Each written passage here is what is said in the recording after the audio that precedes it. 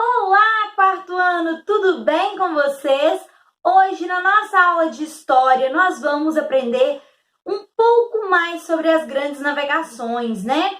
Na última aula, a gente aprendeu um pouco sobre as especiarias, sobre como era o dia a dia em uma caravela, né?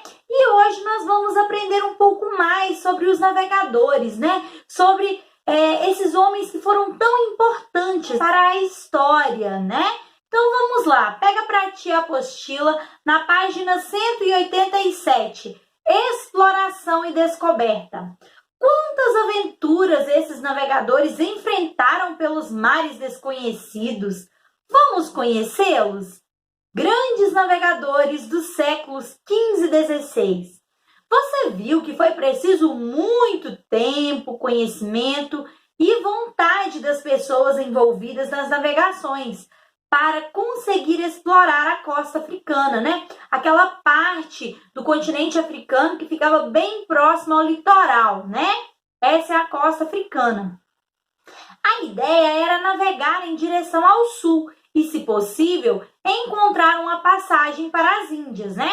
Porque eles estavam em busca, né, das especiarias, né? Porque eram muito caras, né? E eram muito rentáveis.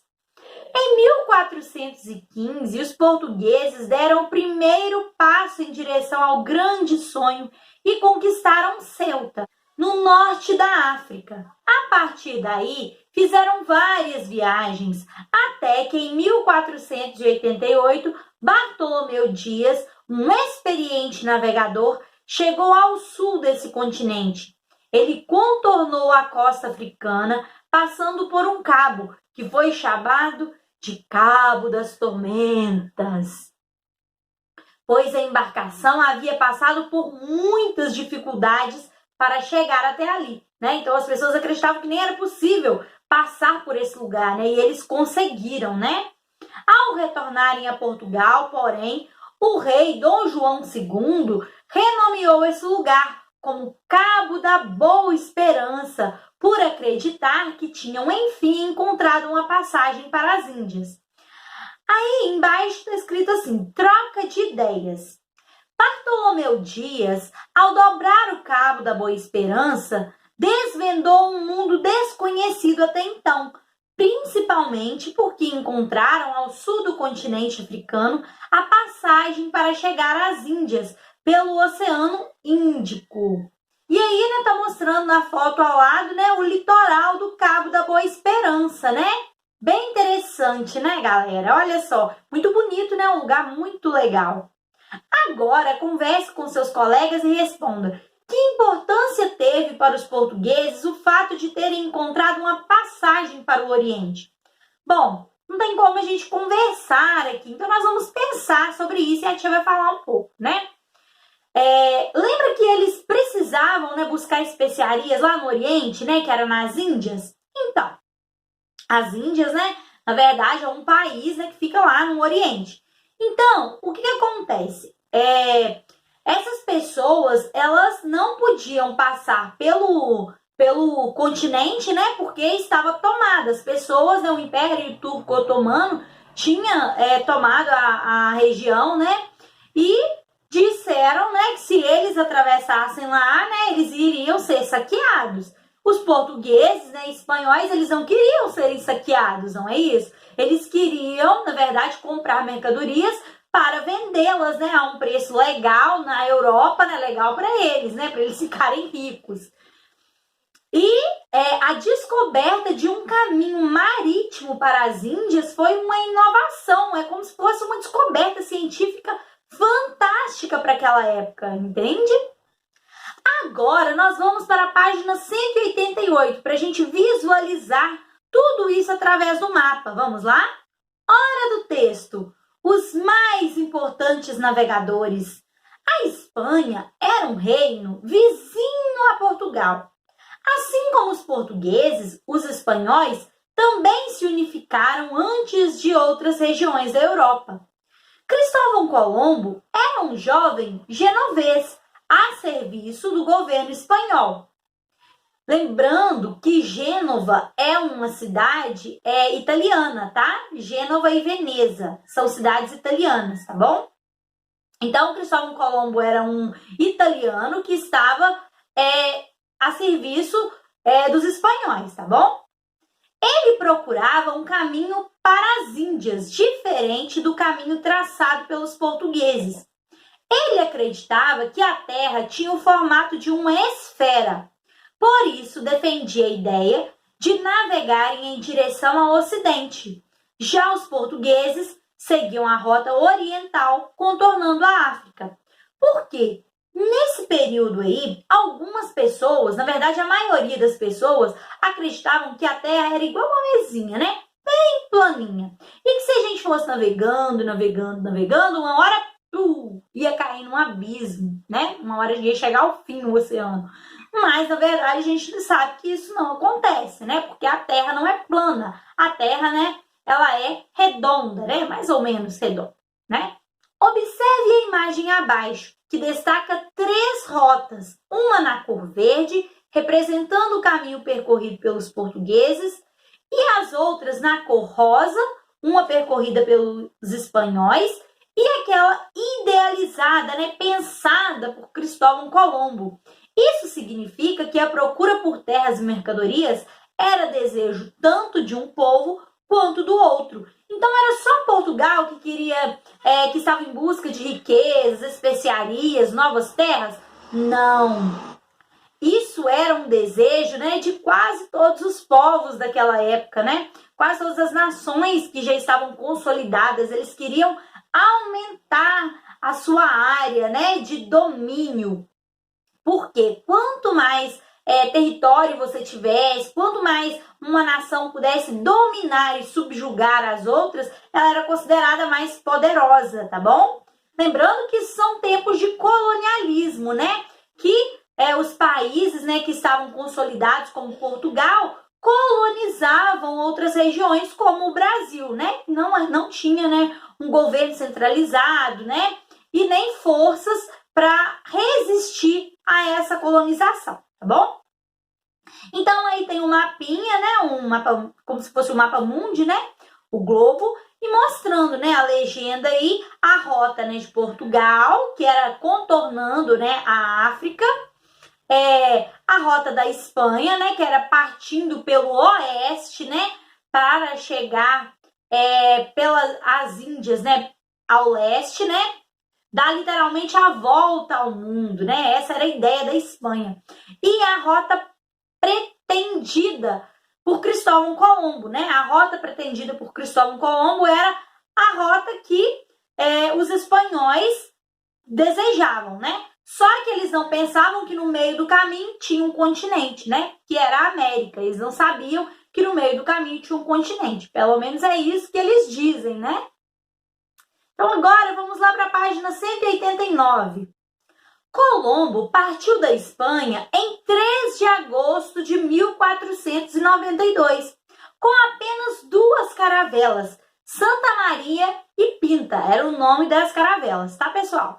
E uma nau, a Nina. A nau é maior do que a caravela, né?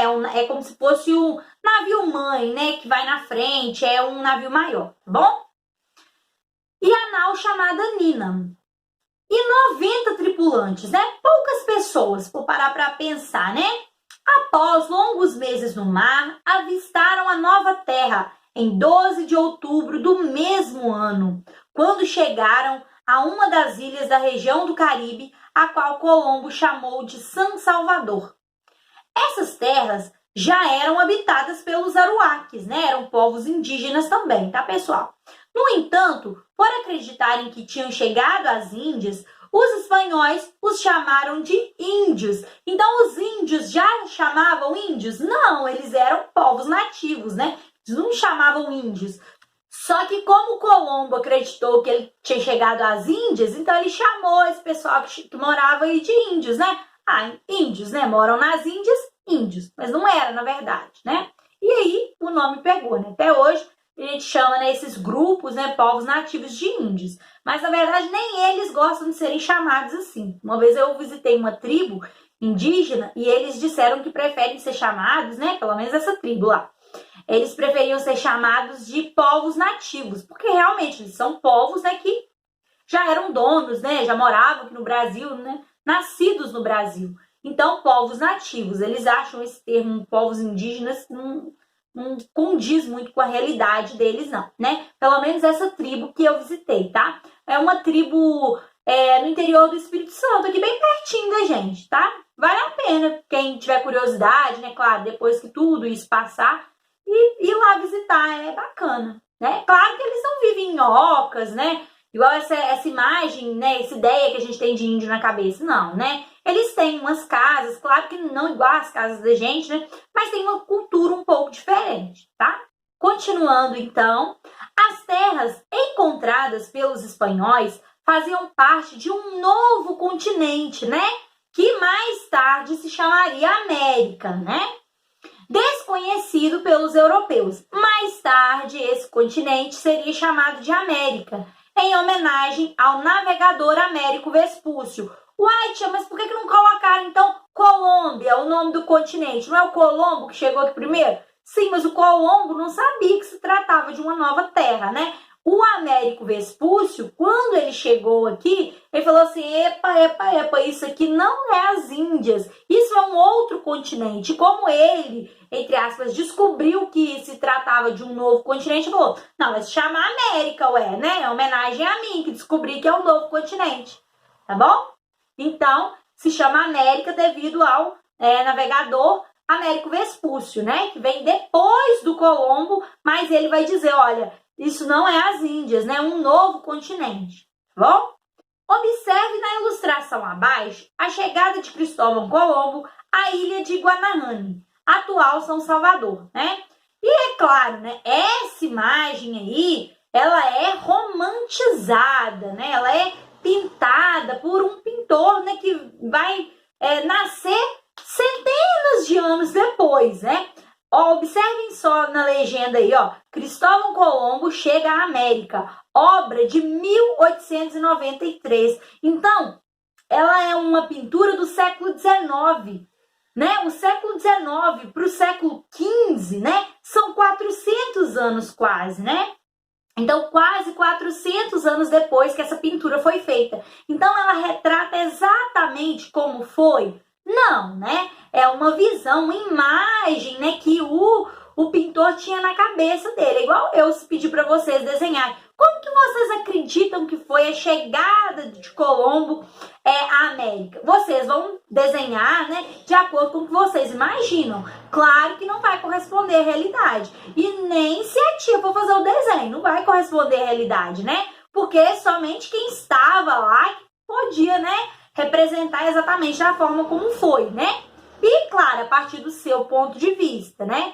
Então, essa é uma imagem que retrata, assim, de forma ilustrativa, tá? Não levem, não imaginem que era exatamente assim, não. Bom, galera?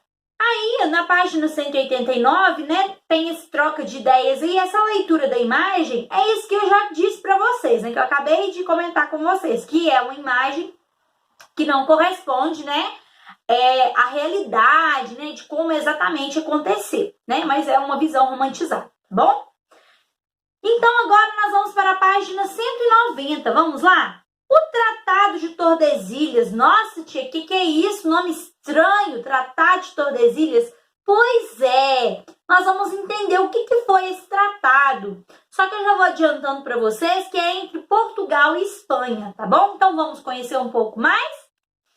Não demorou muito para se iniciar uma disputa por territórios entre Espanha e Portugal.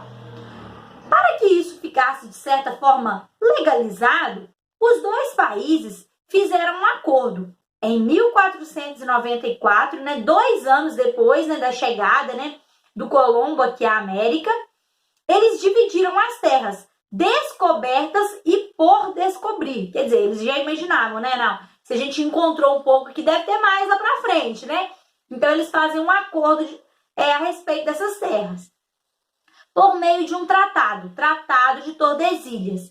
Segundo esse tratado, as terras a oeste de uma linha imaginária pertenceriam à Espanha e as situadas a leste pertenceriam a Portugal. Veja, esse tratado foi assinado sem que os habitantes das terras envolvidas soubessem.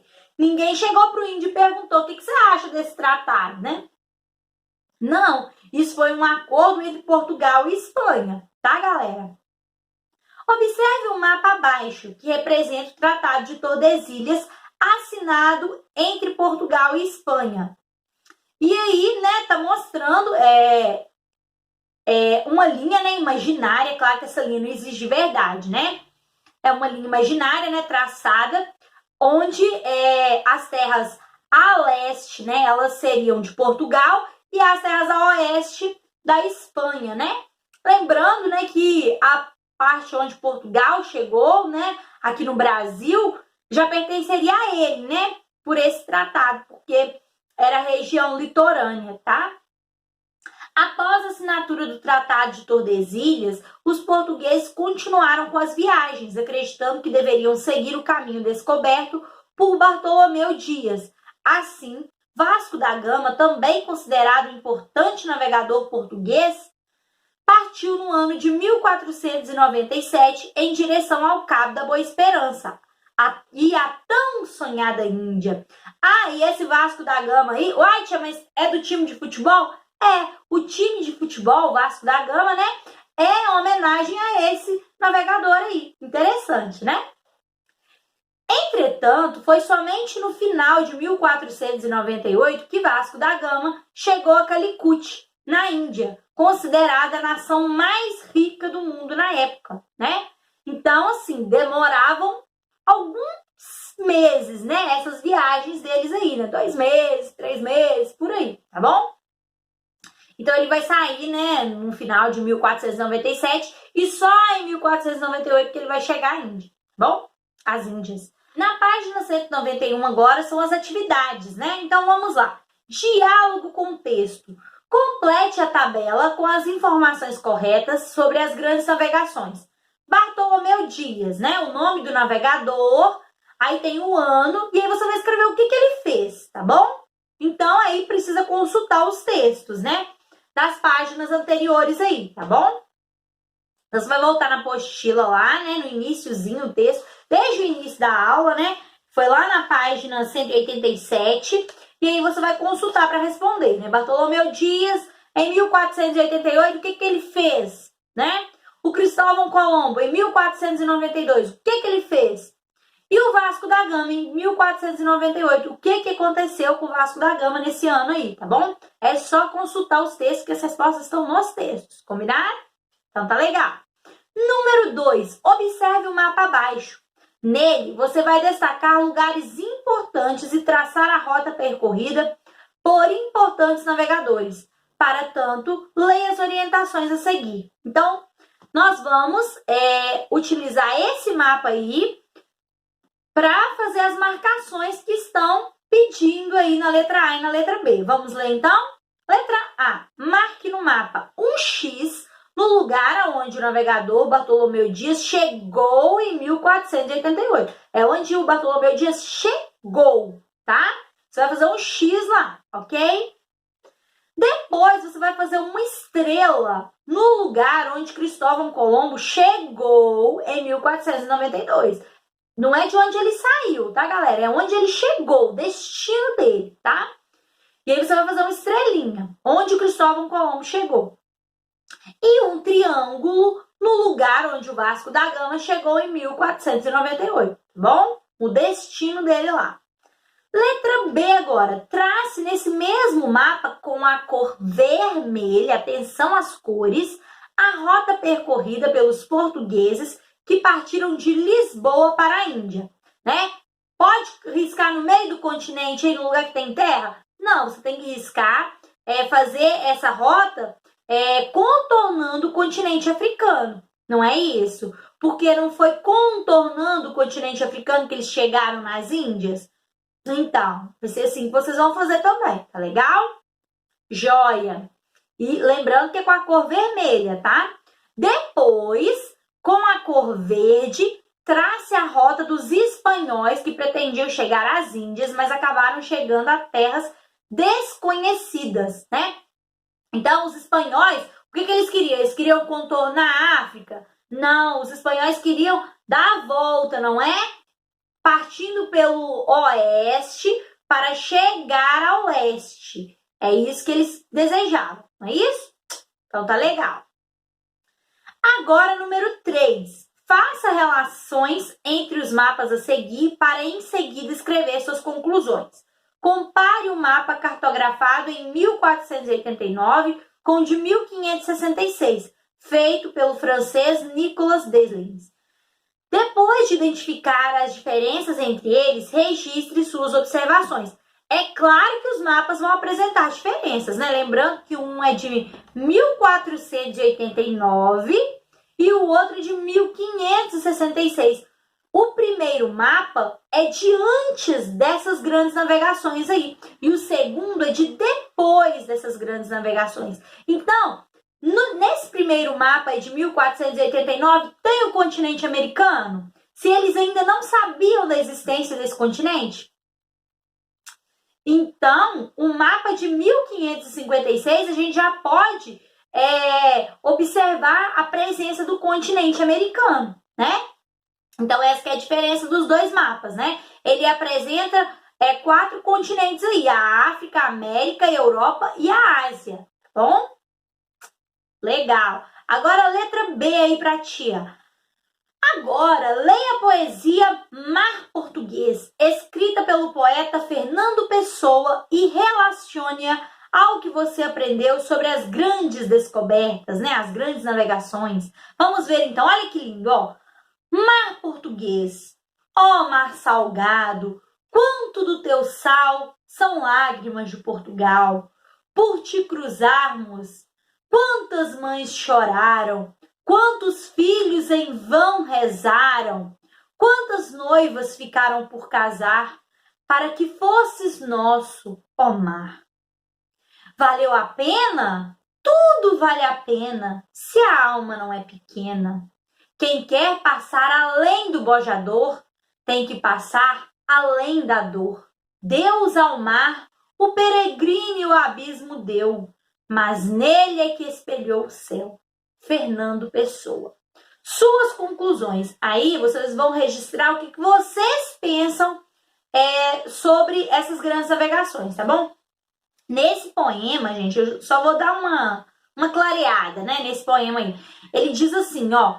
Quanto do teu sal são lágrimas de Portugal. Por quê? Naquela época, os meios de comunicação, né? Não existia internet, WhatsApp, celular, não tinha telefone, nem imaginava isso naquela época, né? Internet, nada disso. Computador, nem se pensava nisso. Televisão, isso era, né? Ninguém nunca imaginava que isso poderia existir. Então, como que as pessoas faziam para se comunicar com seus parentes, né, quando viajavam? Não se comunicavam. Porque como que você vai mandar uma carta por mar? Não manda, não tem como, né? Então, eles passavam meses sem ver suas famílias. Algumas pessoas, né, morriam no meio das viagens por causa dos naufrágios, né, por causa de doenças, questões de higiene, tudo isso, né? Então, muitas mães perdiam seus filhos, muitas esposas perdiam seus maridos, né? Muitos filhos ficavam sem pais, né? Então, tudo isso é retratado de uma forma poética, bonita, né? Nesse poema em Mar Português, tá bom? Então, só que ele ressalta no final, né? Teve dor, teve sofrimento, mas valeu a pena? No final das contas ele pergunta, valeu a pena? Aí falou, tudo vale a pena se a alma não é pequena, né? Se tinha uma intenção, um desejo maior, né? Era eles tinham um objetivo maior, né? Se havia esse objetivo maior, então valia a pena, né? Para aquelas pessoas da época, né? Para eles isso eram atos heróicos, né? Morrer nessas grandes navegações era um mínimo que eles, né, pensavam, porque era algo muito importante para o país deles, né? Encontrar novas terras, né? Encontrar riquezas. Então, realmente tinha um objetivo, tá bom? Agora vocês vão registrar suas conclusões, tá bom? Eu só expliquei mais ou menos o poema para clarear as ideias de vocês, tá legal? Não precisa escrever exatamente o que eu coloquei, não. Mas tem que ser alguma coisa relacionada com as grandes navegações, como que era, né? Como que vocês pensam que era a vida das famílias e tudo mais, como que ficava, né? A situação das pessoas, tá bom? Agora, pessoal, na página 193 tem um diário de bordo para ser feito. Só que esse diário de bordo, ele é um pouco complexo, tá? E seria legal se a gente pudesse fazer todo mundo junto, tá bom? Como nós não temos essa possibilidade, vocês não precisam fazê-lo, tá bom? Quem quiser fazer, depois quiser me ligar, né? Aí eu explico e vocês podem fazer, quem quiser. Mas não é obrigatória essa atividade, tá bom? Então, a nossa apostila se encerra por aqui. Tá legal? Então, tá bom. Beijão para vocês e até a nossa próxima aula.